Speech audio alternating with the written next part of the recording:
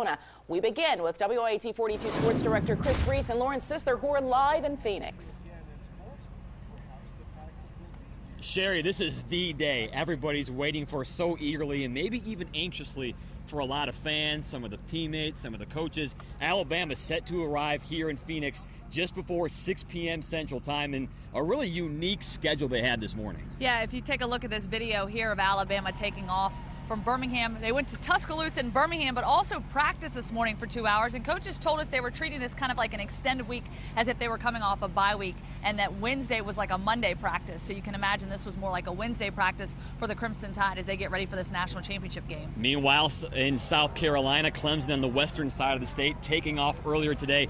They are actually set to arrive a little before Alabama is, about 4:22 local time. That's 5:22 Central Time. So we're going to keep you up to date on when both these teams arrive. Clemson, again, will get here before Alabama does. Yeah, we just got the 11-minute mark there. We're probably down to 10 minutes, so we're anxiously awaiting here in the Valley of the Sun. As you can see, the sun pounding down. It feels good, though. Finally here on the ground after a little bit of tumultuous travel arrangements. But, hey, we're all here. We're good. We're safe. We've got our suitcases. We'll send it back to you.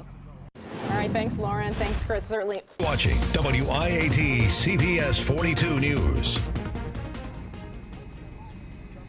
The party is officially underway here in Phoenix, Arizona. Chris Brees, Lauren Sisler here live at the airport, and Clemson just moments ago got into the airport. They're about to get off their plane any second now, so we're going to step away so you can get a live look of this massive 747 Delta that probably taken up about a third of that plane. It's huge. Talk about massive, the double-decker. You just know the energy level here just rose about 5 notches as soon as this plane touched down here. You can see they're going up now to try to unload this plane, get these guys ready, and they're actually getting ready to roll out the red carpet. Yeah, and you got to wonder how Clemson's feeling about this game after seeing how bad Alabama dismantled Michigan State 38-0 last week. But Clemson played great against Oklahoma, too, so nothing against them. The fact that Clemson's going to go up against this stingy defense. How are they feeling? How is Deshaun Watson feeling, the Heisman finalist? And I think the big question here is you've got a team, the blue-collar team that's been here, done that, been in this position before with Alabama, and then you've got Clemson, who makes their first return trip to the national championship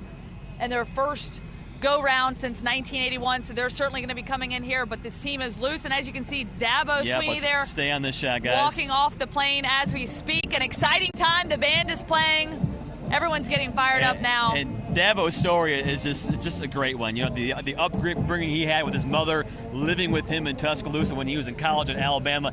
He loves the Crimson Tide. He calls them the Clemson Tide and Roll Tigers. How funny is that? That's great. You know, and it's so great with both of these storied programs when they come into these football games. It's so much fun just listening to both sides. There's so many great stories between the coaches and the players and all the connections and ties between both of them. And we are going to show you plenty more Clemson stuff coming up at 6 o'clock.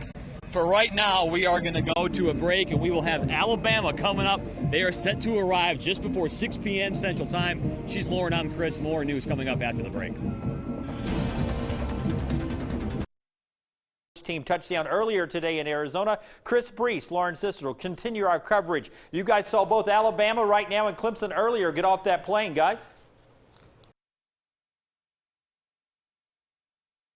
I think it's ironic that the team showed up in identical Delta Jets 747s, and ironic because there's nothing identical about them on the football field. And if you're Alabama, that's worrisome because they don't lose the teams that are like them. They lose the teams that are opposite. And historically speaking, when you look back at Alabama's record and the teams that they've lost to here these past couple of years, it's been those teams that are up-tempo, that spread offense that they play. And with these mobile quarterbacks like Deshaun Watson, it's certainly going to give them a fit. And I think it's going to be interesting to see, too, how they go against what they played last week against Michigan State. Can Derrick Henry run the football, and can they get back to the way they've been playing earlier this season? You know, all the pressure last week was on Alabama. It is again this week. No one gave Clemson a chance to beat Oklahoma last week. No one gave Michigan State a chance to win last week. Alabama comes in a massive favorite. They're not even the number one team in the country. They've lost a game this year. Clemson hasn't. So Alabama knows this is their championship to lose, and Clemson knows it's theirs to win.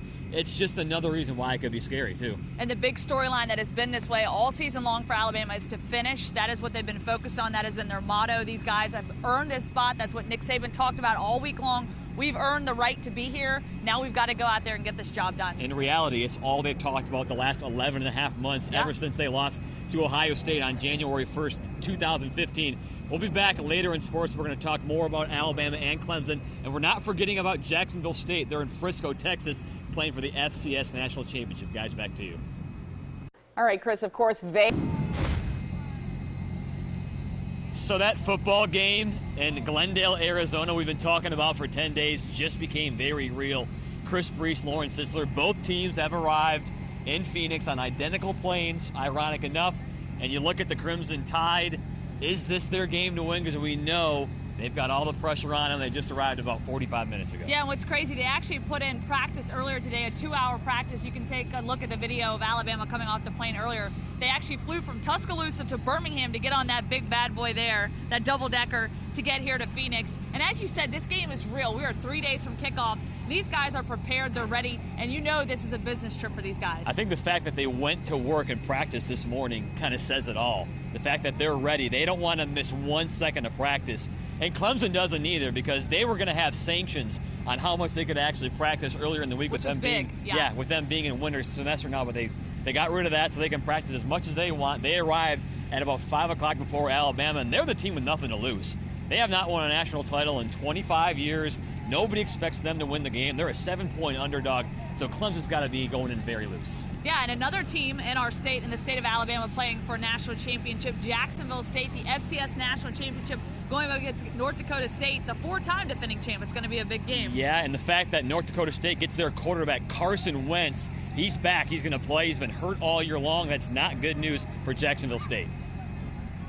Well, I'm glad he gets the opportunity. You know, a guy's had his type of a career, you know, deserves to play his last college football game. So you for the sake of the game and for him, you want him to be able to play. You hate to see a guy that, you know, gets hurt in his senior year.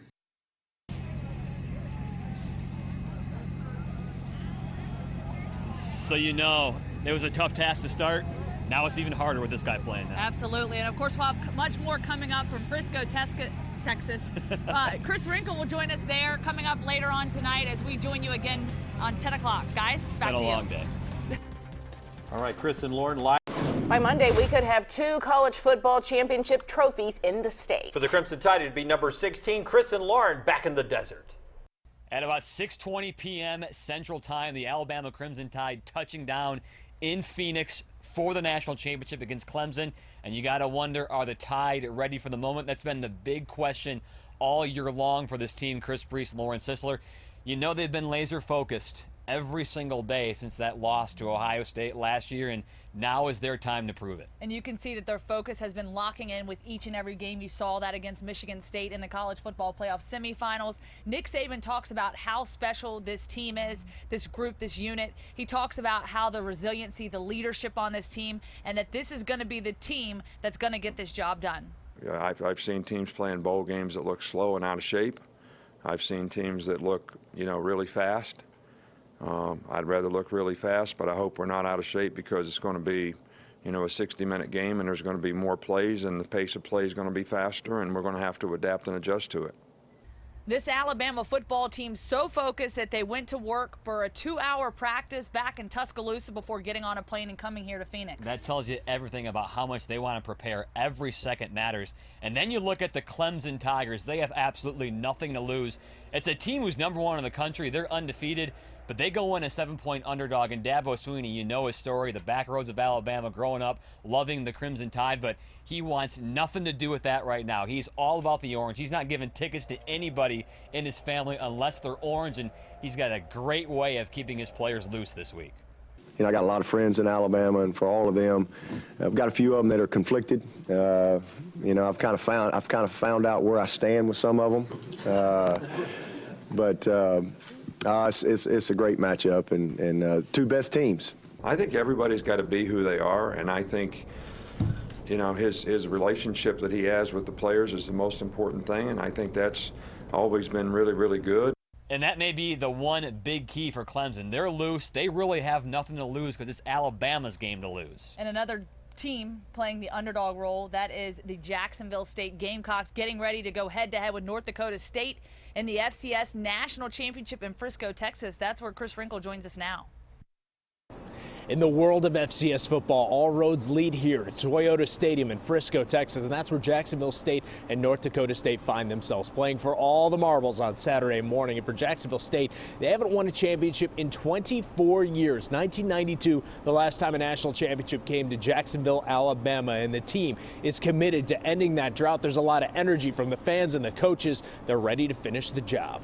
It'll be great to bring this back home to the city, and we have opened a lot of folks' eyes with the run we've been making, so now we just got to finish. When I go to Dollar General, McDonald's, all they want to talk about is football. It wasn't like that, 3-4 years ago.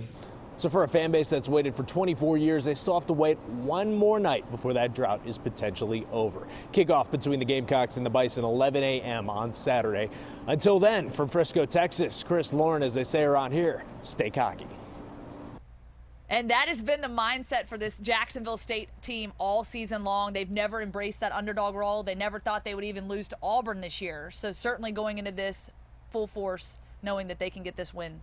Probably should have beaten Auburn, too, if you look at it that way. We got so much more coverage coming up. Next, for both teams, it's Clemson and Alabama, the media days. That's what we have coming up for you the next couple of days. Back to you. All right.